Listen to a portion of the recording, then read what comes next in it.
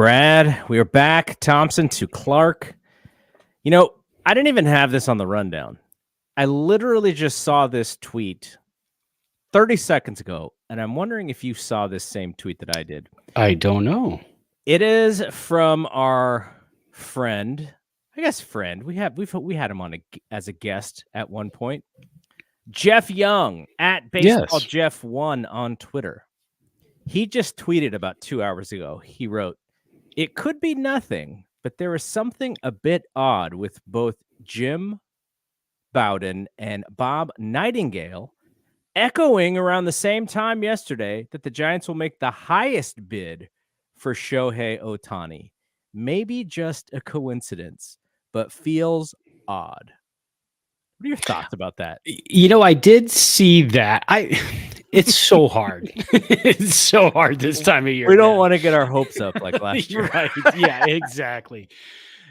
So I did see those, and it might have been from Jeff. It might have been Bob Nightingale, because I do also get Bob Nightingale's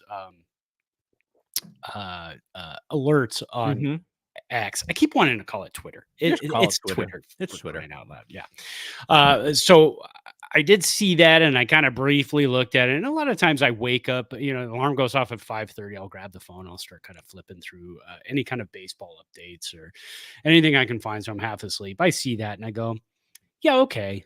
I mean, they're also they were expected to also be the highest bidder, for Judge. They were also expected to be the highest bidder, for anybody else. Name a shortstop from last year. And so, yes, the Giants, it's very well known the Giants have a lot of money to play with. They need starting pitching. They need a name. They need a big name, somebody like a Barry Bonds. They need to make a splash. So I hate to say it, but it's kind of easy to link those two things together at this point. It's not really, a big stretch, but having it come from multiple sources is kind of interesting. I don't know what it means, though. Yeah, my thought on that when I heard that, or when I just read that, was, if last year didn't happen, I think I'd be really excited with that tweet.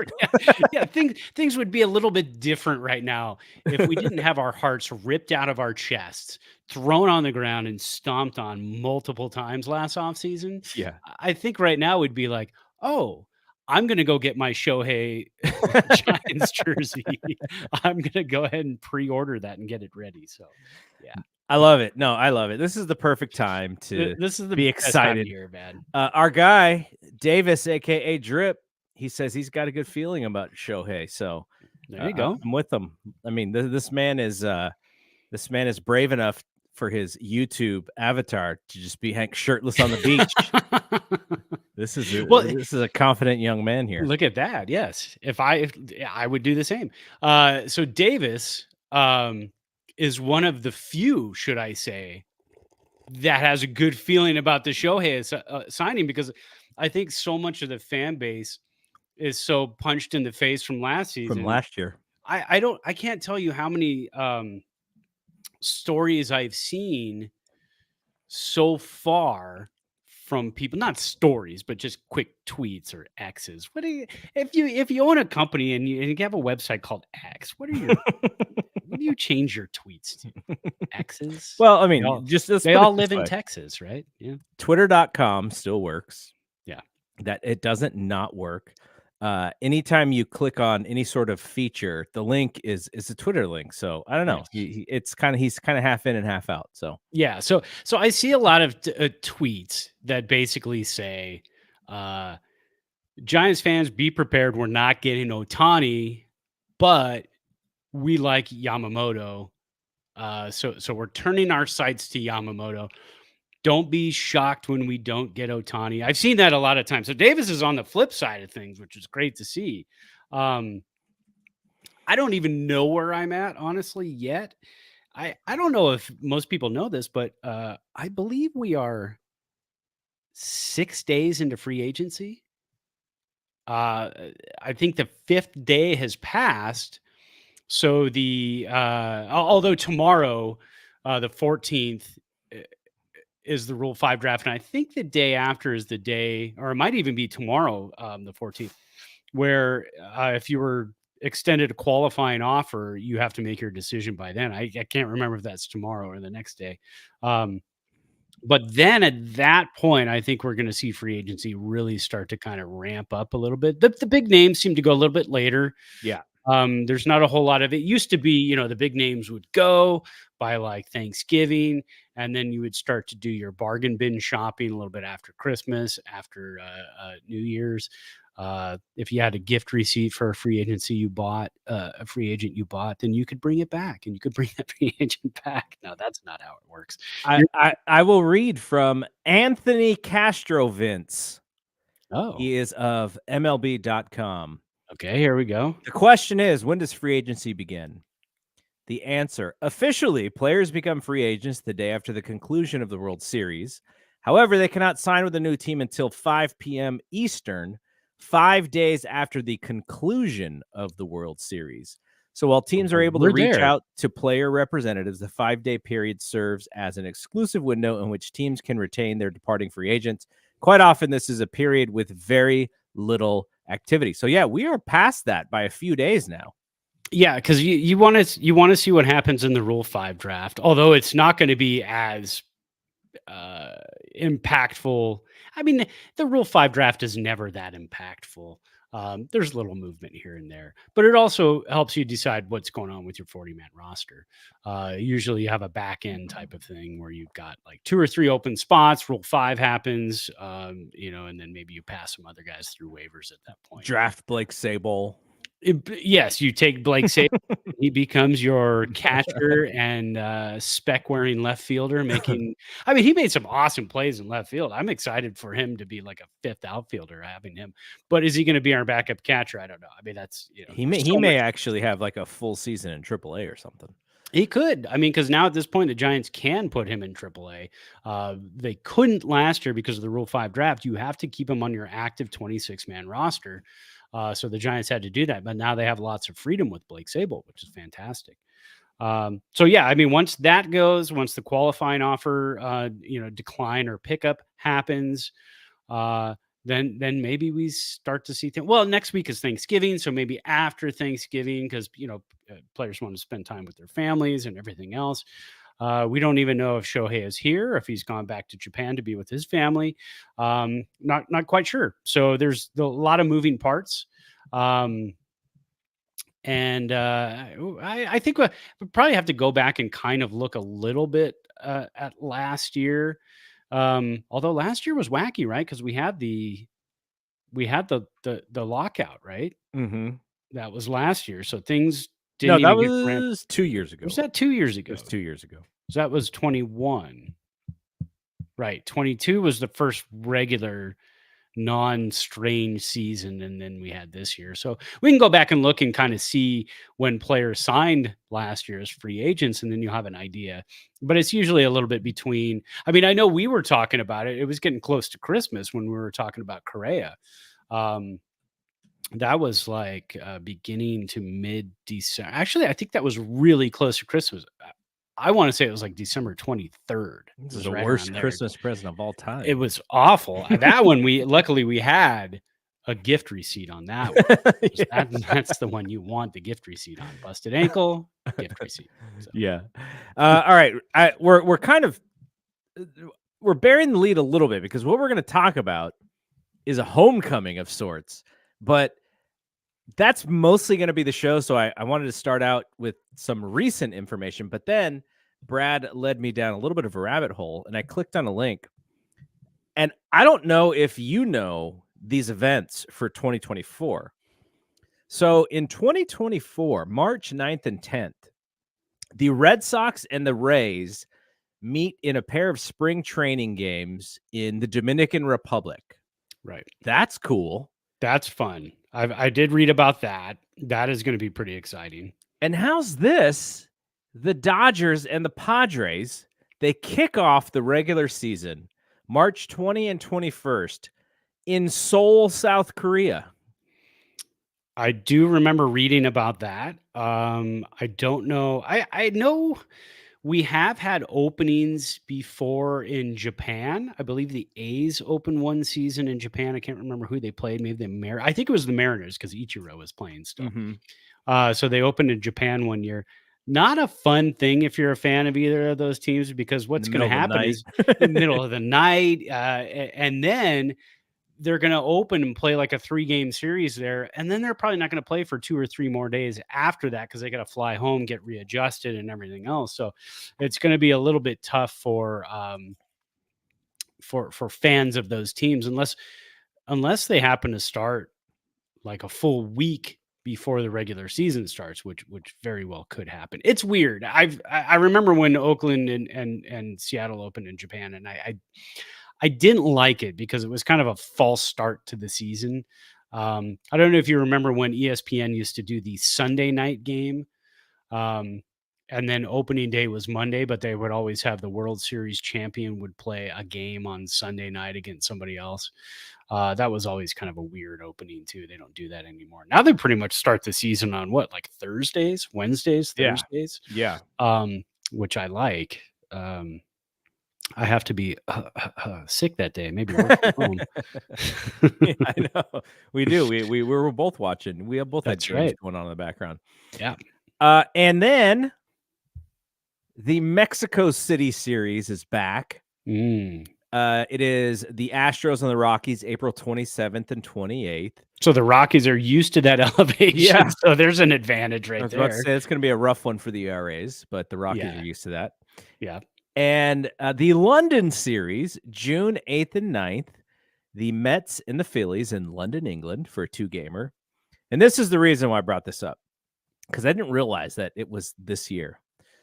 MLB at Rickwood Field. Rickwood Field, the oldest professional ballpark in the United States and former home of the Birmingham Black Barons of the Negro Leagues, will be the site of a special regular season game between the Cardinals and the Giants on June 20th, 2024. So it's kind of like the Field of Dreams game, right? Yeah. And they're just doing it at a different location. That is going to be fun. What was the date on that one? June 20th.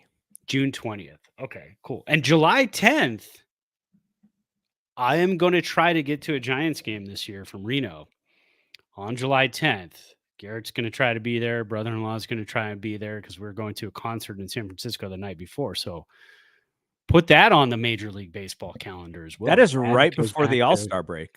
It is, yes. And so I think they play the 10th. It's against Toronto.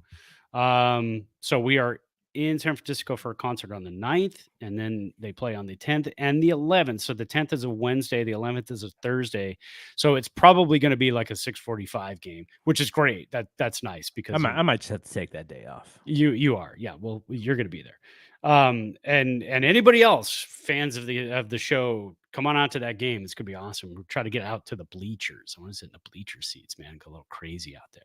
Put some garlic fries, even though I can't eat them. I know. All right, we did a good job for 13 minutes and 45 seconds bearing the lead of this show. So some really great, fantastic, happy news came out late last week, which is that 2 former favorites, one a pretty big fan favorite of all time for the Monster. Giants, Matt Williams, is on Bob Melvin's staff. We were hoping, we were like, this has to happen. This is a must to happen. And so Matt Williams is going to be the third base coach. He won't be angry at us for bunting. He will be the one maybe calling for bunts for who knows. But yeah, Matt Williams doesn't bunt, and he's not going to call for bunts. No. And Pat Burrell is coming on board as now you got to explain this to me. The Giants have 3 hitting coaches. They have Pat Burrell. They have Justin Veal, I believe. Veal. Yeah. He's co-hitting coach. Veal's co-hitting coach. And Pedro Guerrero, not the Dodgers, not the former Dodgers. No.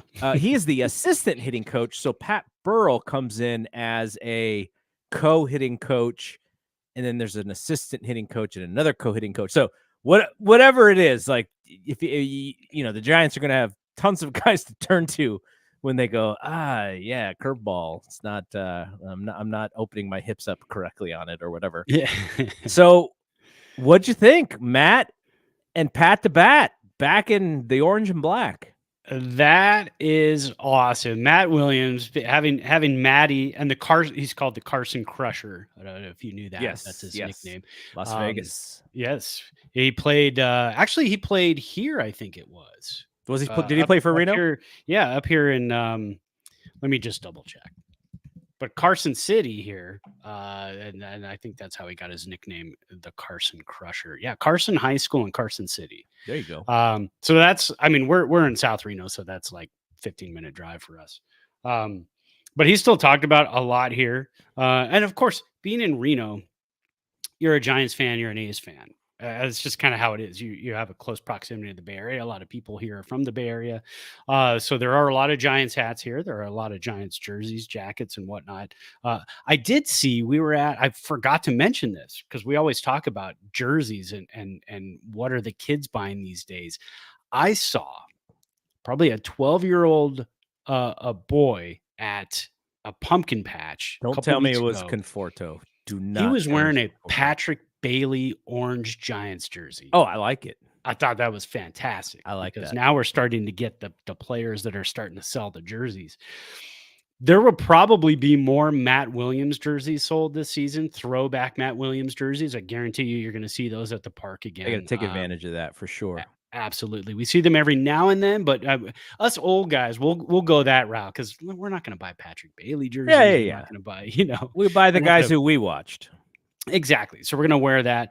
Having him back is exciting. He's, as we all know, he's fiery and he's a great dude. And who knows? I mean, if Bob Melvin only goes a few years, 2-3 years, like he says, then maybe Matt Williams is that guy that kind of takes over. And having Matt Williams as the manager of the San Francisco Giants possibly in the future is pretty awesome. Pat the Bat, Pat Burrell, as one of the hitting coaches, hide your wives because Pat the Bat is back in town. He's a good looking dude. I read somewhere though, because somebody was like making a joke about how he's gonna be busting in at the bars, and somebody said that he has stopped drinking. Oh, okay. So he's not, I don't know if he had a problem with it or not, but he has chosen to not be the party guy that he may have been in the past. Yeah, well, still hide your wives because he's a good-looking dude. Drinking or not, he's here. But having, it's going to be interesting too because he has worked with a lot of the minor leaguers in the Giants system. So we, as we know, going into the season, we probably will have a fairly good amount of the young guys that we saw last year on the roster, on the 26-man active roster to start the season. So to have that familiar face, I think is going to be awesome. You talk about like a straight 180 from the coaching staff that we had last time. Now, Alyssa Nacken is still going to be there. A couple of the other coaches are still going to be there. New bench coach, so I don't think we're going to see Kai Correa again. He sees his free agent. It looks like he's kind of looking at some options. Same with Andrew Bailey. Okay, so some differences, a different coaching staff. So it is kind of a 180. It's a little bit of a turn, which I think is going to be good. I think it's going to benefit this Giants team. The frustrating thing is obviously we need hitting. And when you look at this crop of free agent hitters, you're looking at Cody Bellinger and then, toss a bunch of names in a hat and you get whoever you get.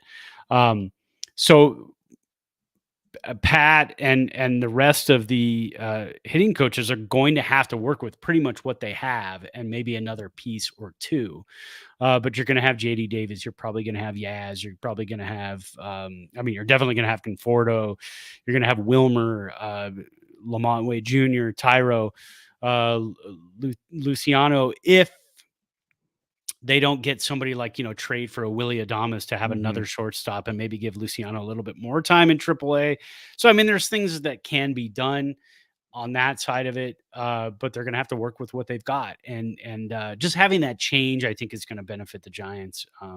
You kind of have to be optimistic. You can't be pessimistic about this and say, well, they're bringing all these guys in, and nothing's going to change. Well, we don't know. So Melvin also brought in his right-hand man, Ryan Christensen, as the new bench coach. And you mentioned Nacken, also from the Gabe Kapler regime, who are due to return. Assistant coaches JP Martinez and Taira Uematsu are supposed to also be back. That's good. That's a bridge to hopefully Yamamoto and hopefully Shohei. Is there any world where we get both of those guys? Any universe where we get both of those guys? In our dreams, I think. Okay, because I mean that's a lot of money to be doling out for both of those guys. If you could only have one, I probably know your answer. Yeah. Who would you go with? If it was Ohtani and Yamamoto? Yeah. Oh, it's Ohtani, like 10 times out of 10. Yeah. I mean, and it's not, it's okay for a bunch of reasons, right? One, he proved that he's probably the best player in baseball. He proved that. Yamamoto's may or may not have a learning curve. He may just come out here and just dominate. It's quite possible. But Shohei, you have that. And you also have this, I feel like, and we've mentioned this, the Angels and Major League Baseball have done a poor job of marketing this guy as the face of baseball. I don't know if it's because he's Japanese and he's not an American guy. I don't know why. But if he comes here, he should be on every single piece of information about this team. He should be on billboards. He should be on, on when you're walking in San Francisco to the stadium, you see like players, like little small little flyers of players. Like he should be on like all of them. Like it should just be the Ohtani show.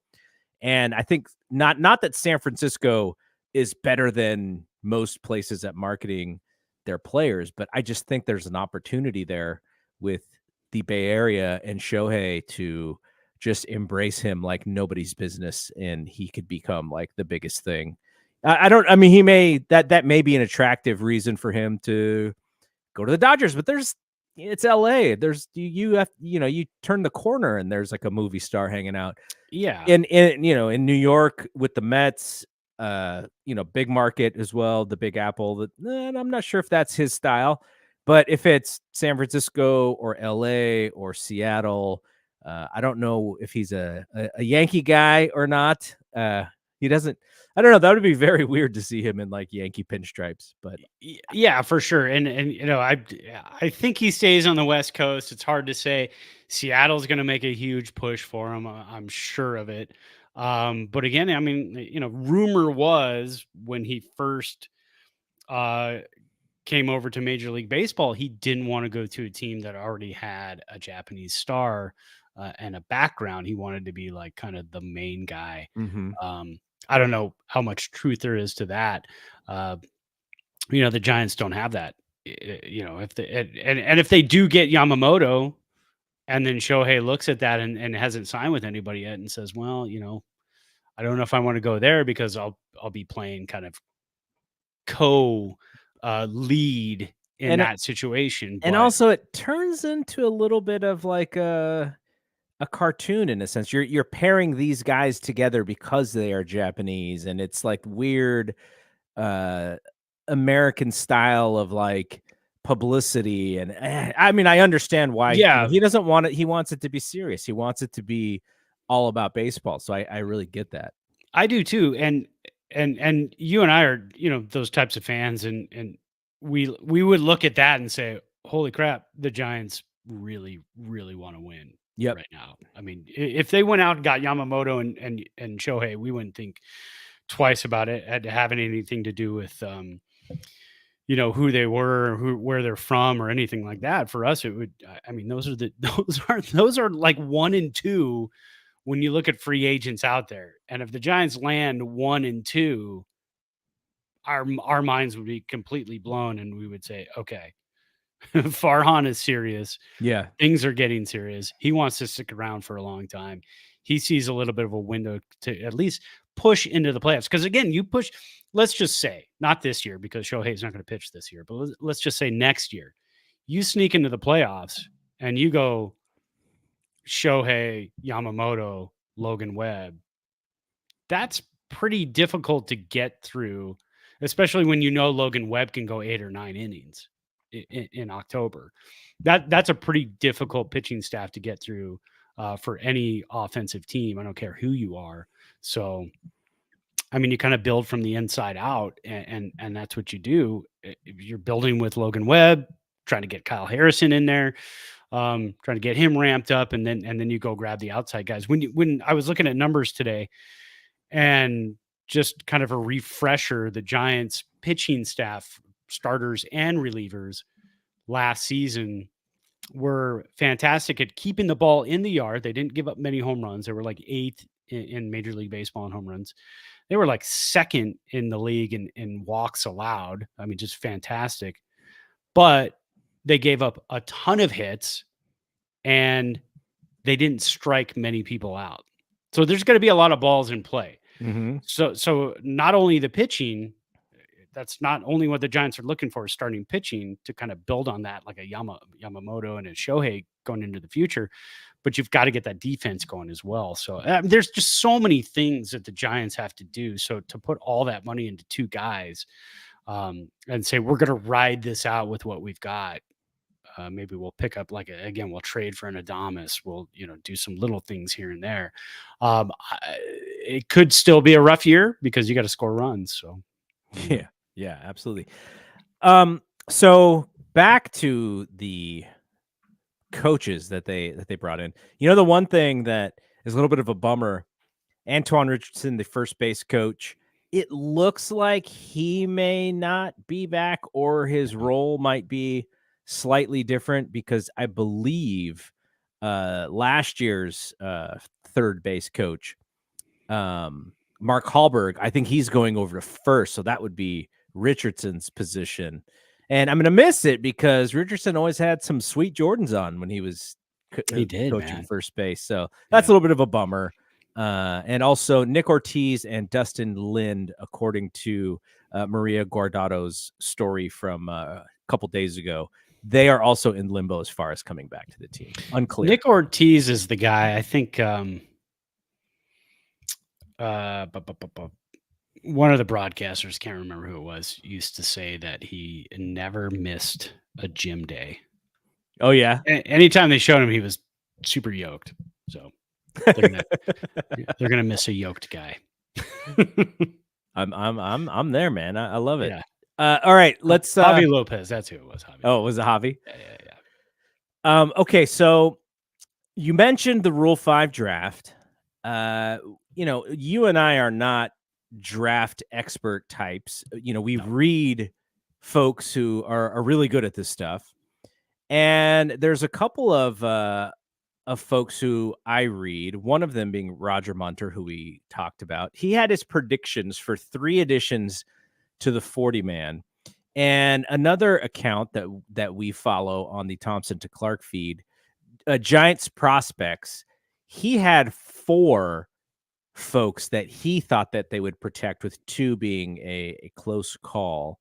Do you have any thoughts on who is there one person that is on this list who you're like, we need to protect this person, we have to do it, that we're that person's going to get snatched up if we don't do it?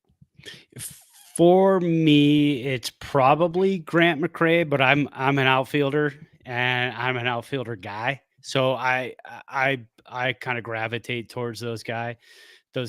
But again, when you look at him, he's only 22 years old, and he hasn't played above A+ Eugene. He hit 255 last year. The year before, he hit 291, 272 lifetime minor league hitter. But he's still fresh in the minors and still needs some more time. So a guy like that, do you protect him? I mean, if you don't protect him, somebody's going to take him, and he's got to be on your major league roster, and he hasn't played above A+. Yeah, that's the thing. Yeah, so I don't really see that, but if anybody, I think it would that or Averson Arteaga. He's the other one that I've seen a couple times. He's an infielder, and he's another fantastic guy. But again, he's so young that they don't have, I keep seeing it, that they don't have the conundrum that they had last year, where it's like, who do we keep? And we only had one guy from I think it was Nick Avila, right? Was the only guy who was taken last year from us, but he ended up they got him back, right? Yeah, because the White Sox didn't want to keep him after spring training, so he ended up coming back to us. So I think you kind of play that game and say, look, we're not going to, because the Giants have 4 40-man roster spots open. They're at 36 right now. So that's free. You're going to sign free agents, right? And you sign them to the 40-man.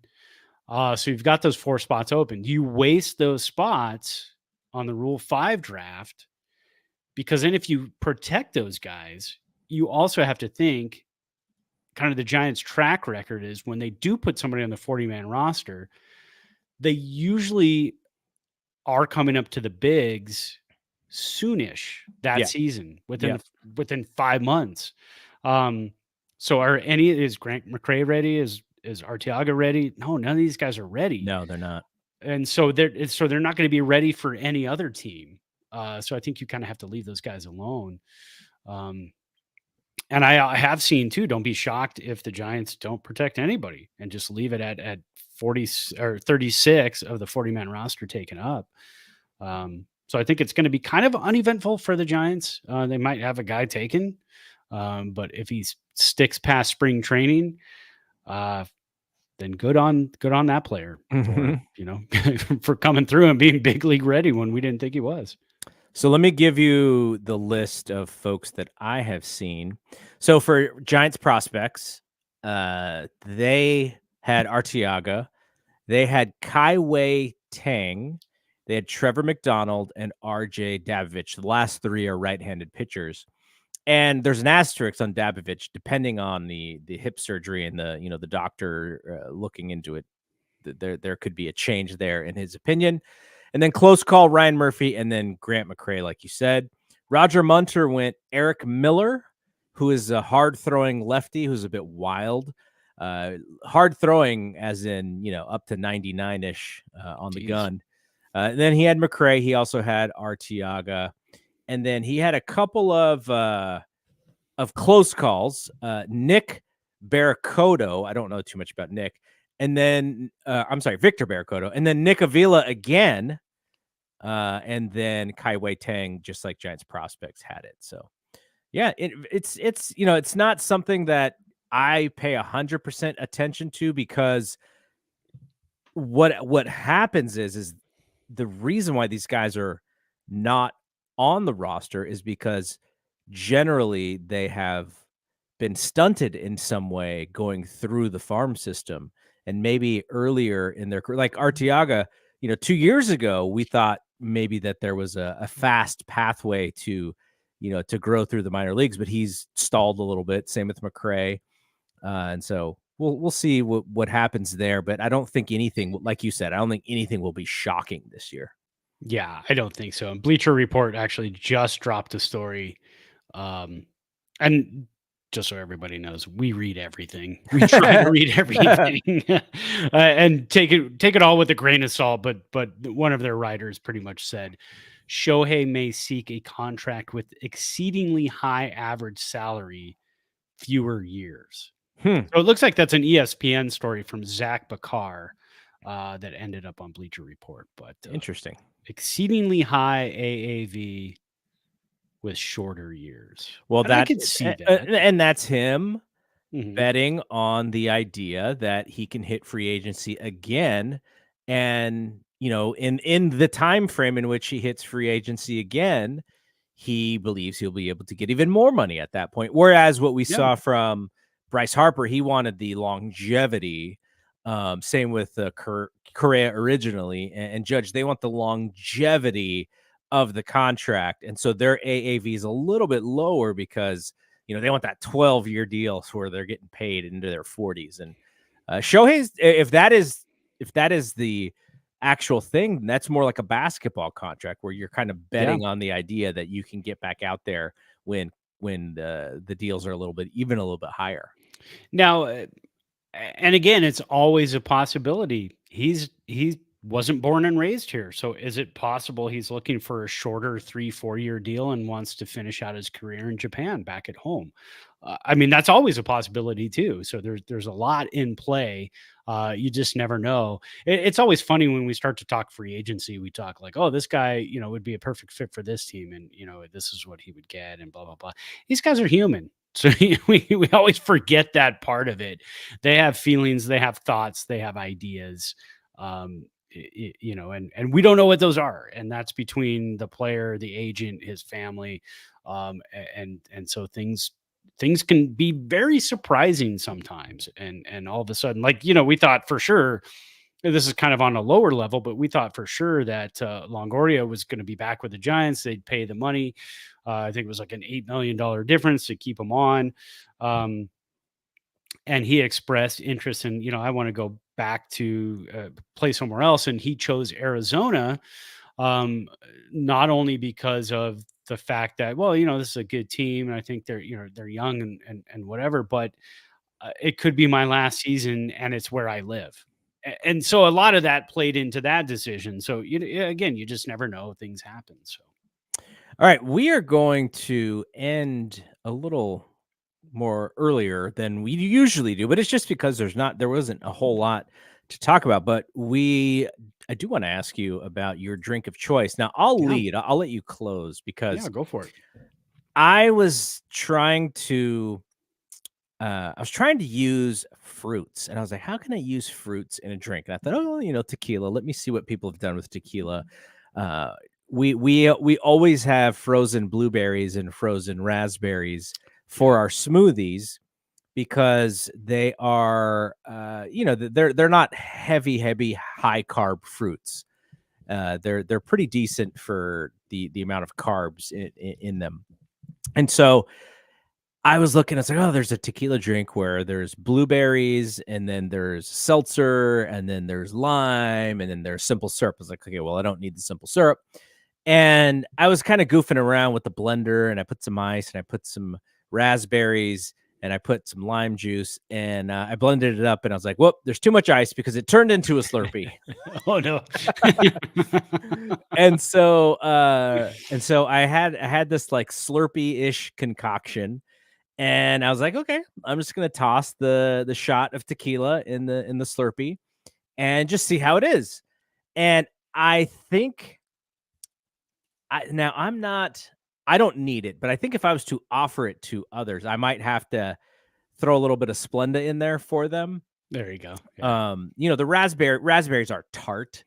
I want to try it with blueberries. There's no sweetness in there. Right. Yeah. So blueberries, aren't as tart. So I want to try it with blueberries too. So I'll see how that works. Because my goal, and this is why I was kind of getting creative with this, because my kids, my ex-wife, her significant other, and my stepkids and my wife were all getting together for Thanksgiving.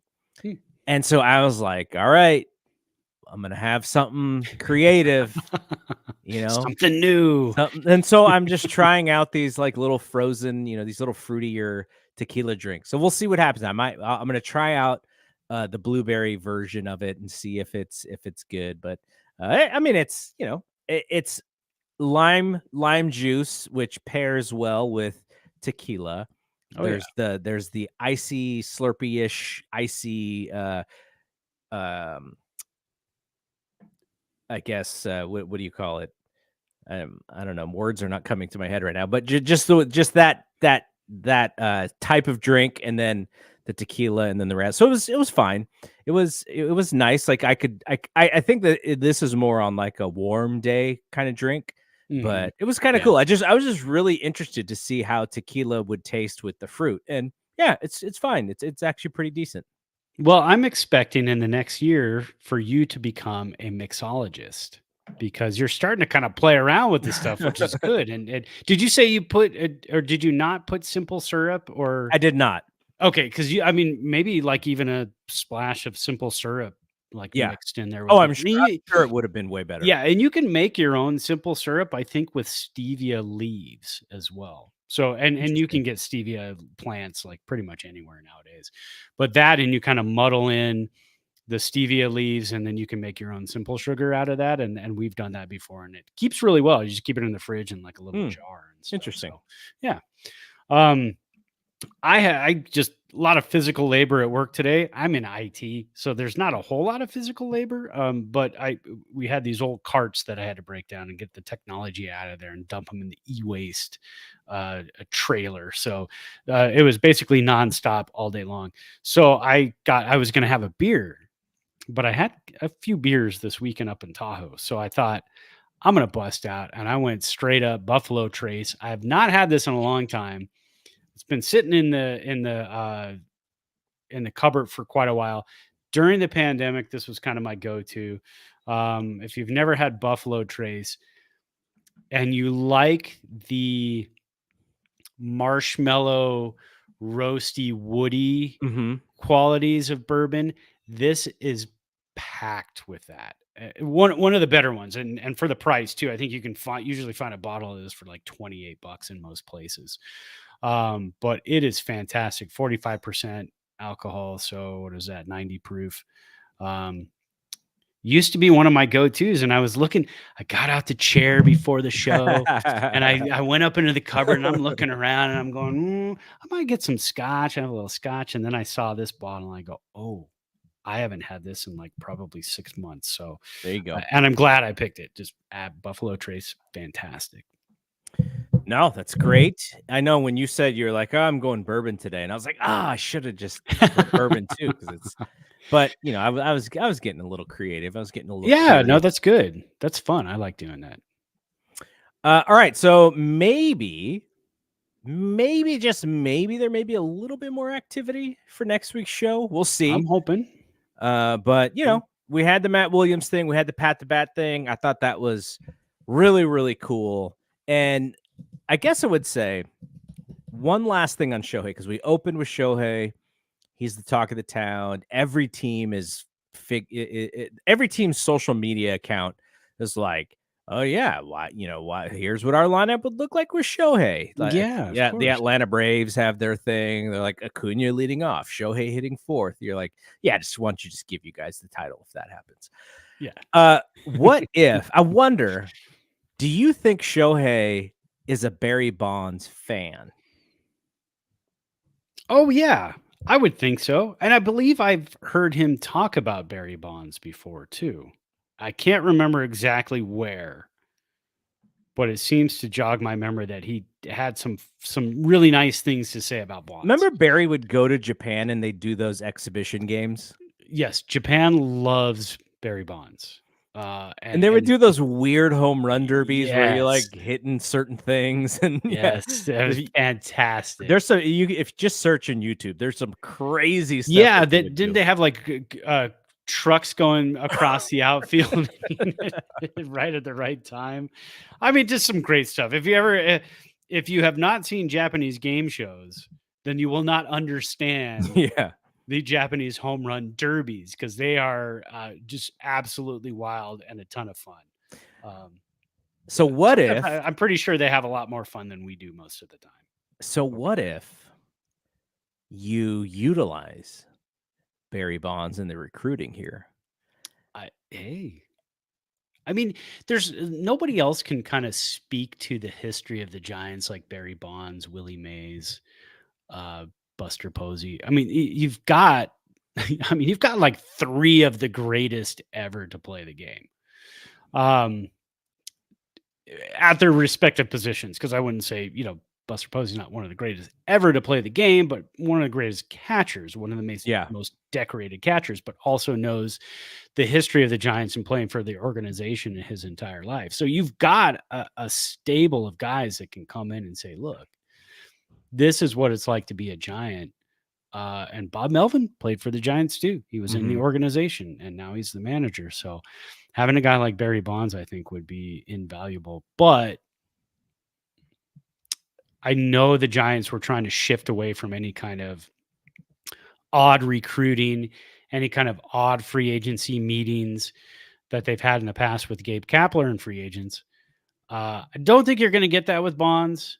Bonds kind of seems like a personable guy, but does the talk then turn to, I'm Barry Bonds and here's what I've done?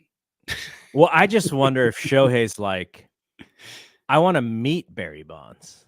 Remember last year where the whole Judge thing was like Brandon Crawford's his favorite player of all time and all that stuff. Yeah. And he also didn't he meet Steph Curry? I mean, we had to bring in like right. Yeah, I think we. But if like, you know, Shohei's the best player in the game, Bonds was once the best player in the game. Yeah, and it's like, hey, you know, this guy was the best player in the game in this jersey. You are now the best player in the game. Let's do it in this jersey. And Barry's there, and it's just like they just talk hitting. I can imagine Shohei talking hitting with Barry Bonds. He would probably be like, this is pretty cool. That would be amazing. That would be absolutely amazing. I mean, we've seen what Barry Bonds had, you know, short conversation with Jock Peterson, and then goes and has a 3 home run game. So, I mean, we've seen it before. And I have seen on Twitter too, that, you know, a lot of people want to incorporate Barry Bonds back into the fold, you know, as a hitting coach, is to, you know, to kind of help out. We have plenty of hitting coaches, but for him to be like a special instructor, you know, in certain situations, I think that'd be fantastic, especially with the power hitters, you know, guys who have quick bats. Maybe Barry Bonds can get them to do things with the quick bat. You know, I think it's a great tool to have. So hopefully the Giants can use every tool at their disposal to get to Shohei. Yeah, I mean, it still bothers me a little bit that he's not going to be able to pitch next season. Yeah. You're not going to get the full Shohei until 2025, but still half of a Shohei is way more than we have in any player on the roster currently. So I'm fine with that. Yeah, absolutely. All right, we are done here for this week. We will be back next week. Brian and I will be back midweek with the death lineup. The Warriors are struggling. They've been playing some big and strong and long teams, and they've been struggling. Only Steph Curry's really playing good out of the players right now. Everyone else is kind of just in a lull. And then Niners got the win yesterday. Rod and I were back last night talking 49ers and Jaguars. The Jaguars. and we'll be back. I usually do a little preview episode on Saturday before the game, so we'll have a couple episodes of We Want Winners. We'll do the death lineup this week, and Brad and I will be back next Monday. And is next week Thanksgiving? Next week is Thanksgiving already. Holy cow. On Sunday, the Rams go up to Seattle, so lots of NFC West stuff going on next week, and then. And then all of a sudden that following week is Thanksgiving, man. It's here. Crazy. Yeah, crazy. I mean, it's insane. I told you know, working for like the government and for a county job, I told the new guys, we have 2 new guys in our department, and I told them, welcome to the season of random days off, because you're just gonna all of a sudden you're gonna be like, I'm working 4 days this week. Okay. I'm working 3 days this week. Yeah, that's all awesome. over the place. So that's awesome. All right, we'll be back. For Brad, I'm Double G. See you when we see you. Peace out. Peace.